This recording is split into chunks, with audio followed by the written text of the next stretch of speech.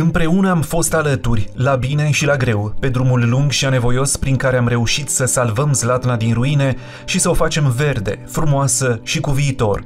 Da, Zlatna are viitor. Așa cum se poate vedea în oraș și în sate, continuăm munca de modernizare a Zlatnei pe multe șantiere, cu mari proiecte aflate în derulare. Revigorăm Zlatna folosind industria și tehnologia viitorului.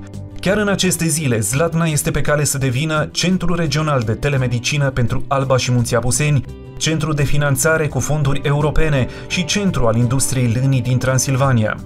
Am promis că facem Zlatna oraș european. Asta facem zi de zi. Construim Europa la noi acasă, cu încrederea că în curând vom ajunge ca pe lângă infrastructura modernă să avem și locuri de muncă bine plătite, astfel încât zlătnenii să rămână sau să se întoarcă acasă la Zlatna. Împreună am adus un plus de calitate în viața tuturor. Am reușit împreună să facem pași importanți către un oraș și o comunitate cu care să ne mândrim și care să reprezinte în multe privințe un reper pentru România. Vă mulțumesc pentru încrederea și pentru sprijinul dumneavoastră.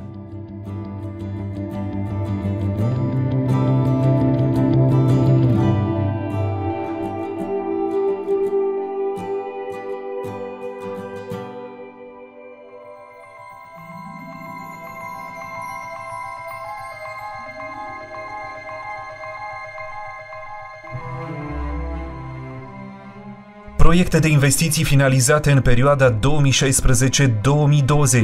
Reabilitare și modernizare de străzi în orașul Zlatna și localitățile aparținătoare, reabilitarea și modernizarea liceului Corneliu Medrea, reabilitarea și extinderea școlii din Valea Mică, modernizarea infrastructurii rutiere în orașul Zlatna, modernizarea și eficientizarea sistemului de iluminat public, amenajarea căilor de acces blocuri Traian, reabilitarea termică a școlii primare Pirita, amenajarea clădirii Centrului de Permanență și Stație de Salvare. Proiecte în derulare la Zlatna, reabilitarea Casei de Cultură Horea Popescu, amenajarea clădirii Centru Social pentru Persoane Vârstnice, reabilitarea și modernizarea clădirii Spitalului Zlatna, reabilitarea și dotarea școlii gimnaziale Avram Iancu, construirea Centrului Cultural Multifuncțional, reabilitarea străzii Valea Morilor, reabilitarea străzilor cu infrastructură de apă și canalizare etapa a doua în satele Feneș și Galați, amenajarea căilor de acces Pârâul Gruiului și Podului Paul, amenajarea halei agroalimentare Zlatna, reabilitarea termică a blocului 7 pe strada Mărășești, dezvoltarea locală integrată în orașul Zlatna, școala prietenoasă și amenajarea pârtiei de schi cu telescaun la Feneșasa. Proiecte depuse pentru finanțare: înființarea punctului Smurd, extinderea sălii de sport a liceului Corneliu Medrea, reabilitarea și dotarea așezământului cultural Sat Galați, construirea așezământului cultural din satul Valea Mică și construirea bazei sportive tip 1.